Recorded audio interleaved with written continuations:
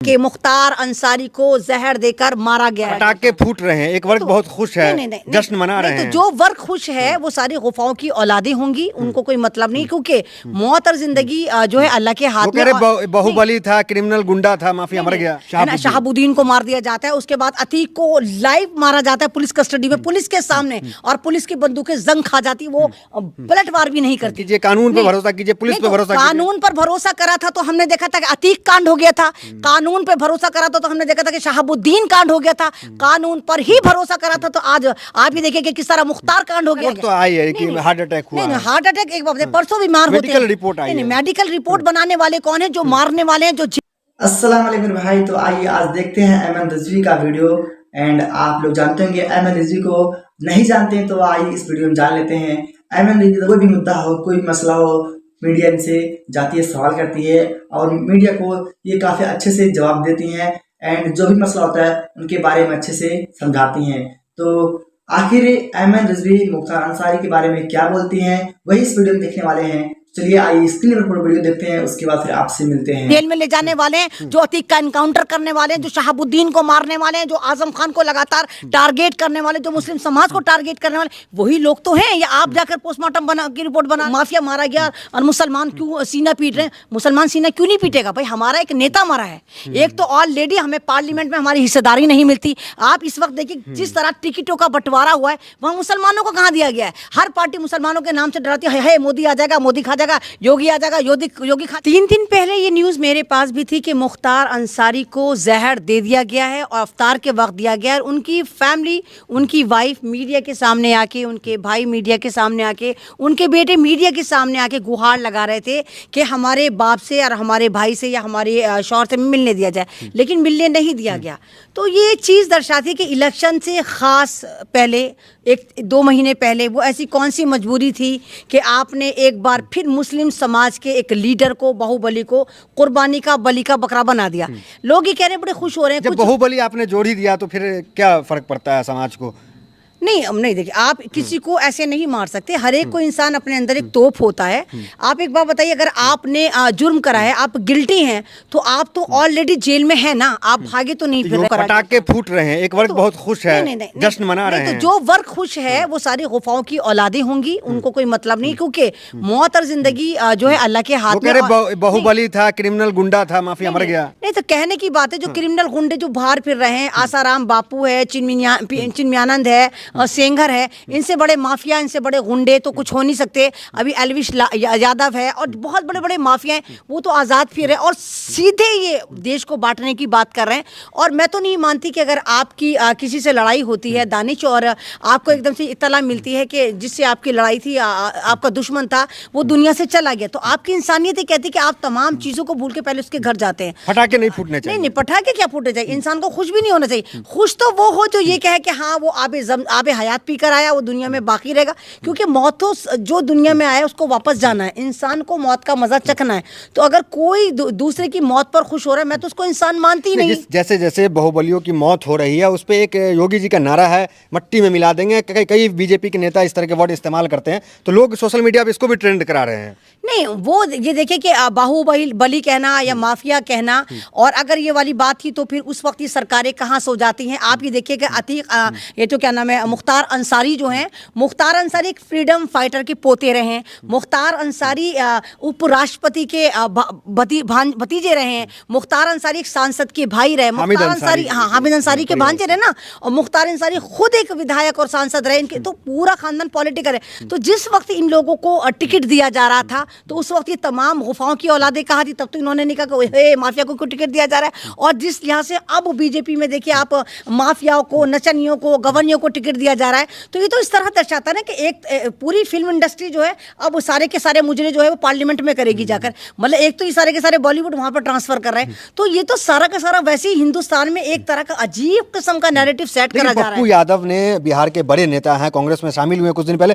उन्होंने बड़ा बयान दिया, हत्या से जोड़ा है इसको कहीं ना कहीं। ये कैसा बयान है फिर? देखिए, पप्पू यादव ने कहा, आप तेजस्वी यादव ने खुद कहा कि मुख्तार अंसारी को जहर देकर मारा गया है। और आप जैसे देखिए, पहले बिहार के शेर उनको मारा जाता है ना, शहाबुद्दीन को मार दिया जाता है। उसके बाद अतीक को लाइव मारा जाता है पुलिस कस्टडी में, पुलिस के सामने, और पुलिस की बंदूकें जंग खा जाती, वो पलटवार भी नहीं करती है ना। उसके बाद अब ये देखिए मुख्तार अंसारी को मार दिया जाता है, और लगातार ऐसी न्यूज भी आ रही है कि खुद आजम खान कई बार कह चुके हैं कि मेरी जान को खतरा है, मैं भी किसी वक्त जेल में मारा जा सकता हूं, और मुझे भी जेल में कुछ अजीब किस्म के खाने दिए जा रहे हैं जिससे मुझे ऐसा लगता है कि मेरी बॉडी वीक पड़ रही है। तो सवाल यही कि मुसलमान ही क्यों, पहले तो मतलब ऐसा लग रहा है कि जैसे मुर्गों को पहले पाला जा रहा है, मुझे मुसलमानों को पहले पार्लियामेंट तक पहुंचाया जा रहा है, फिर इनको पाल पोस के इनको हलाल करा जा रहा है। आपको क्यों लग रहा है कि मुसलमान टारगेट हो रहे हैं? तो मतलब आपको नहीं लग रहा कि मुसलमान टारगेट हो रहे हैं? वो तो कह रहे हैं कि बाकी जो है उनकी भी गाड़ी पलटी है। नहीं, ये देखिए सारे के सारे ड्रामे। मैंने ये कहा ना कि 24 का इलेक्शन और सबसे बड़ा जो मामला था हिंदुस्तान में इलेक्टोरल बॉन्ड, वो जिस तरह मंजर आम पे आ रहा था, और भारत की इसकी भारतीय जनता पार्टी की रूलिंग पार्टी की बदनामी हो रही थी, तो ये आनंद फानंद सीए लेकर आए थे कि शायद वाला मामला दब जाए, तो सीए भी इतना कारगर साबित नहीं हुआ। उसके बाद इन्होंने केजरीवाल को उठाकर जेल में डाल दिया कि शायद हो सकता है कि केजरीवाल की वजह से लोग इस मुद्दे को भूल जाए, लेकिन ये मुद्दा लोग नहीं भूले। और जिस तरह SBI बेनकाब हुआ कि उसने किस तरह चंदे के धंधे में भारतीय जनता पार्टी को शाना बशाना मदद करी, तो अब उस कड़ी में आपको लोग सवाल कमेंट में भी लिखते हैं कि अब देखो एमन रिजवी आएंगी, छाती पीटेंगी, इस तरह की बात लिखते हैं, और आपको भद्दी भद्दी गालियां से भी नवाजा जाता है। नहीं, तो गाली देने से तो गालियां तो तमाम फ्रीडम फाइटर को दी गई है, भगत सिंह को भी गालियां दी गई हैं। अतीक अहमद पे आपने बोला, फिर अभी आप बोल रही हैं। देखिए अतीक अहमद अगर ऑलरेडी है तो किसी भी कोई भी भारतीय नहीं, कोई भी इंसानों का अगर आप उसके सामने सवाल रखें कि जो बंदा ऑलरेडी पुलिस कस्टडी में था, पुलिस के साथ था, उसके बावजूद कुछ गुंडे आते हैं और वो अतीक अहमद को पुलिस की कस्टडी में मार के चले जाते हैं, तो सवालिया निशान या तो सरकार पर आता है। केस तो अलग है ना, फिर ये तो मौत हो जाती है। ये तो जेल में मारा गया ना, केस का अलग कैसे? वो भी पुलिस कस्टडी में था, ये भी पुलिस कस्टडी में, ये जेल कस्टडी में, हॉस्पिटल में नहीं, हॉस्पिटल में तो मरने के बाद लेकर गए जब इन्हें पूरा यकीन हो गया कि अब ये बचेगा ही नहीं। एक बात बताइए, जब कोई बंदा बीमार होता है, चाहे वो जेल में हो चाहे वो घर में हो, सबसे पहले उसको उसके रिश्तेदारों से मिलने दिया जाता है, उसकी बीवी से, तो उसके बच्चों से, तो उसके भाई से। इनका बेटा खुद कह रहा है कि मैं 600 मीटर पता नहीं बहुत बता रहे थे, मैं पैदल चल के गया, उसके बावजूद मेरे बाप से मुझे नहीं मिलने दिया गया, बीवी को नहीं मिलने दिया। तो वो ऐसा कौन सा रास्ता, वो ऐसे कौन से रास्ते जिनको मिटाया जा रहा था, छुपाया जा रहा था कि ताकि वो ना मिल पाए, और मुख्तार अंसारी अपनी फैमिली को, अपनी बीवी को, अपने भाई को, अपने बेटे को ना बता पाए कि उनके साथ करा क्या है। तो अगर आपको लग रहा है कि इस मौत के पीछे भी कहीं ना कहीं गुमनाम कोई साजिशें हैं, इसकी जांच होनी चाहिए? बिल्कुल, इसकी जांच होनी चाहिए, पोस्टमार्टम होना चाहिए और एक निष्पक्ष जांच होनी चाहिए, क्योंकि एकदम से आपने कह दिया हार्ट अटैक तो आई है कि हार्ट अटैक हुआ। नहीं, हार्ट अटैक एक बात है, परसों बीमार होते हैं, मेडिकल रिपोर्ट आई है। मेडिकल रिपोर्ट बनाने वाले कौन है? जो मारने वाले हैं, जो जेल में ले जाने वाले हैं, जो अतीक का एनकाउंटर करने वाले हैं, जो शहाबुद्दीन को मारने वाले हैं, जो आजम खान को लगातार टारगेट करने वाले, जो मुस्लिम समाज को टारगेट करने वाले, वही लोग तो हैं। या आप जाकर पोस्टमार्टम की रिपोर्ट बना रहे हैं, या हमारे कोई डॉक्टर जाकर, अगर भाई इन लोगों के नेत में फतूर ना होता, और अब इनके जिस तरह गुर्दे छिल रहे हैं कि कह रहे हैं नहीं भाई माफिया मारा गया और मुसलमान क्यों सीना पीट रहे हैं, मुसलमान सीना क्यों नहीं पीटेगा भाई? हमारा एक नेता मरा है, एक तो ऑलरेडी हमें पार्लियामेंट में हमारी हिस्सेदारी नहीं मिलती। आप इस वक्त देखिए जिस तरह टिकटों का बंटवारा हुआ है, वहां मुसलमानों को कहां दिया गया है? हर पार्टी मुसलमानों के नाम से डराती है, मोदी आ जाएगा, मोदी खा जाएगा, योगी आ जाएगा, योगी खा जाएगा। ना तो अखिलेश मुसलमानों को इतना टिकट दे पाए, ना कांग्रेस मुसलमानों को इतना टिकट दे पा रही। खुद दिल्ली की 7 सीटों में जहां मुसलमानों का 2 सीटों पे पूरा होल्ड है, ओखला वाली सीट और ईस्ट सिलमपुर वाली सीट, वहां मुसलमानों को नहीं दिया जा रहा। तो ये तमाम की तमाम चीजें दर्शाती कि हर दौर में हिंदुस्तान में, हर दौर में मुसलमान जो है सिर्फ पॉलिटिक्स का एक यूज करने वाला आइटम बना दिया गया, लेकिन मुसलमान की कोई सुनवाई नहीं है, ना मुसलमानों के लिए कोई आवाज उठाता है। आप जिस तरह से बयान दे रही हैं, लेकिन हमें लगता है कि मुख्तार अंसारी जहां से आते हैं वहाँ सिर्फ गाजीपुर जहाँ वो विधायक बनते हैं, वहाँ तो 20% ही मुसलमान है, तो हिंदू वोट भी तो उनको मिलता होगा, तो किन से दुश्मनी उनकी होगी? तो आप तो ये देखिए ना कि अगर आप खुद ही कह रहे हैं कि हिंदू वोट मिलता होगा, 20% मुसलमान से तो जीतेंगे नहीं, मिलता नहीं होगा, मिलता था, यानी कि वो उस जमीन का मसीहा था, वो उस जमीन के लोगों को पाल रहा था, उनकी सिक्योरिटी कर रहा था, वो एक ऐसा मसीहा था कि वाकई वो एक पॉलिटिकल नेता नहीं बना था, वो मसीहा बना था, इसीलिए वो उन लोगों की कफालत कर रहा था। और जाहिर सी बात है सारे नेता इस वक्त चंदा चोर बने हुए हैं, लुटेरे बने हुए हैं, हैं, तो इन लोगों को लग रहा होगा कि अगर कुछ नेता ऐसे हैं जो वाकई जनता के हितों की बात करते तो हमारा हित खराब ना होता, क्योंकि हम जिस तरह लोगों को लूट रहे हैं। तो इस वजह से भी कहीं ना कहीं हो सकता है कि मुख्तार अंसारी को निपटाया गया हो कि वो जो काम कर रहे थे वो आवाम को जोड़ रहे थे। और ऐसे ही आपने देखा कि जब अतीक को मारा गया तो अतीक को जिसने अतीक ने 25 गांव अडॉप्ट कर रखे थे जहां पे वो राशन भेजता था, तो ज्यादातर मेरे हिंदुस्तान के हिंदू गांव थे, हिंदू बहनें हिंदू भाई रो रहे थे और छातियां पीट रहे थे कि हमारा मसीहा मार डाला, हमारा राशन कैसे चलेगा, हमारा खर्चा कैसे चलेगा, हमारे बच्चे कैसे पढ़ेंगे। तो मुख्तार अंसारी को आप जो है मसीहा बता रही हैं, नेता बता रही हैं अपना, तो इस पे भी डर नहीं लगता आपको कि कार्रवाई होगी या इस तरह? अरे मतलब डर किस बात का, मतलब आप क्या चाहते हैं? आप अगर डर का मुझे डरावा दे रहे हैं तो आप सीना ठोक के कहिए कि हिंदुस्तान में ठोक तंत्र चलता है। आप कहो कि नहीं संविधान नहीं चलता। आप संविधान तो है नहीं, तो संविधान मुझे मेरे बोलने की इजाजत देता है, संविधान मुझे बोलने की इजाजत देता है, खाने की इजाजत देता है, मजहब की इजाजत देता है, किसी भी पार्टी को वोट देने की इजाजत देता है। आप मुझे क्यों डरा रहे हैं कि आपको डर नहीं लगता, आपको डर नहीं लगता? आपको कहीं, आप तो कहीं पैसा वैसा लेके नहीं है कि आप भी चाहते हैं कि कलाम वाले मुसलमान बनिए, आप मुख्तार वाले मुसलमान बन रहे हैं, अतीक वाले मुसलमान बन रहे हैं। देखिए कलाम को कौन सा छोड़ बनेंगे तो फिर मिट्टी में मिलाए जाएंगे। कलाम वाले मुसलमान को, कलाम को कौन सा, जब कलाम का इंतकाल हो तभी लोग खुश हो रहे थे।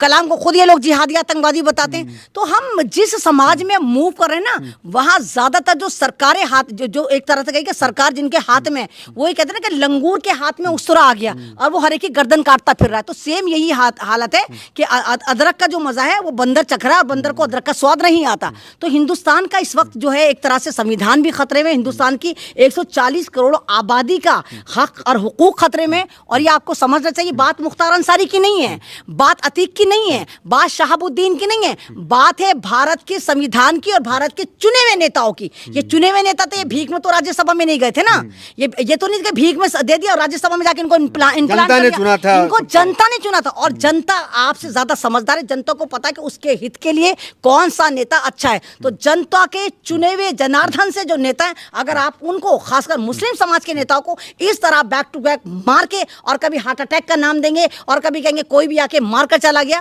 तो इस तरह नहीं होता है। आप ये कह रही कि मुस्लिम क़यादत जो है उसको कहीं ना कहीं राजनीति से गुम करने की साजिश है ये? बिल्कुल, मुस्लिम क़यादत को और एक तरह से बहुजन क़यादत को एक तरह से गुम और खत्म करने की तैयारी। आप जिस तरह, मतलब आप खुद देखो ना पॉलिटिक्स में इस बार क्या हो रहा है, किस तरह मुसलमानों को अवॉइड करा जा रहा है, मुसलमानों को बिल्कुल एक तरह पछाड़ा जा रहा है। कोई भी पार्टी मुसलमानों को साथ लेके तैयार नहीं है। गठबंधन जब बनाया जाता तो मुसलमानों की पार्टी को, ओवैसी साहब की पार्टी को नहीं पूछा जाता, बदरुद्दीन अजमल को नहीं पूछा जाता, पीस पार्टी को नहीं पूछा जाता, मायावती की बसपा पार्टी को नहीं पूछा जाता। क्यों नहीं पूछा जाता? आपने एक बड़ा नाम बताया आजम खान का, कि आप कह रही हैं कि उनके साथ भी इस तरह की कहीं घटना ना हो जाए। देखिए, मैंने नाम नहीं बताया, आजम खान खुद कह चुके हैं कि मेरी जान को खतरा है।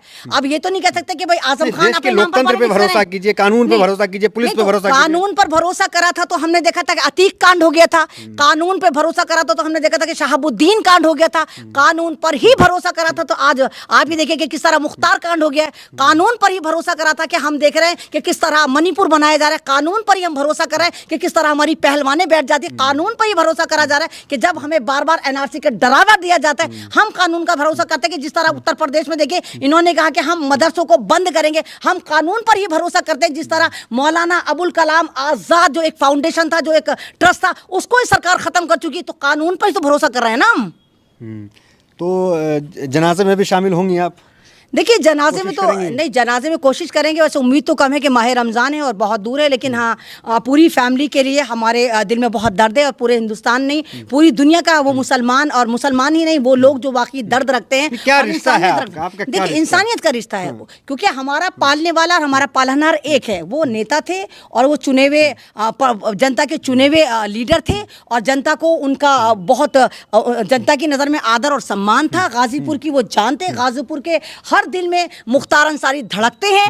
तो जाहिर सी बात है, जब एक इंसान इतना अच्छा होता है और उसको इस तरह मार दिया जाता है माह रमजान में और उसकी फैमिली को मिलने नहीं दिया जाता तो फिर लगता है कि बाकी दाल में कुछ काला नहीं, पूरी दाल ही काली है। आपकी वीडियोस जो है काफ़ी वायरल होती है। हम चाहेंगे कि एक अपील भी आप करें, क्योंकि उनके घर पे लोग इकट्ठे हो रहे हैं, ताकि शांति व्यवस्था जो है वो बनी रहे, कानून जो है वो सुचारू रूप से चले। इसकी एक अपील भी चाहेंगे कर दे कि जो आपके भी चाहने वाले हैं वो ऐसा कुछ कदम न उठाएं। देखिए, मुझे मालूम है कि मुझे अपने भारत के मुसलमानों पर पूरा यकीन है कि मेरे भारत का मुसलमान सब्र और शुक्र का एक पैकर है। वो कुछ भी नहीं करेगा सिवाय अपने खुदा से मांगने के अलावा। और ये रहमतों का महीना, ये फजीलत का महीना है, और इस महीने में बस हम यही कहते हैं उनकी फैमिली का जो कफ़ारा है, जो नुकसान है, वो तो हम पूरा नहीं कर सकते, लेकिन हम दुआ करेंगे कि मुख्तार अंसारी को अल्लाह ताला जन्नतुल फिरदौस में आला मकाम हासिल करे और उनका ये जो फैमिली उसको सब्र जमील अता करे। और वो जो एक शहादत, हम तो उसको शहादत कहेंगे, एक शहादत ही हुई है। रमज़ान में उनको मार दिया गया और तमाम इल्ज़ाम लग रहे हैं। तेजस्वी यादव खुद कह रहे हैं कि उनको मारा गया है। Time express,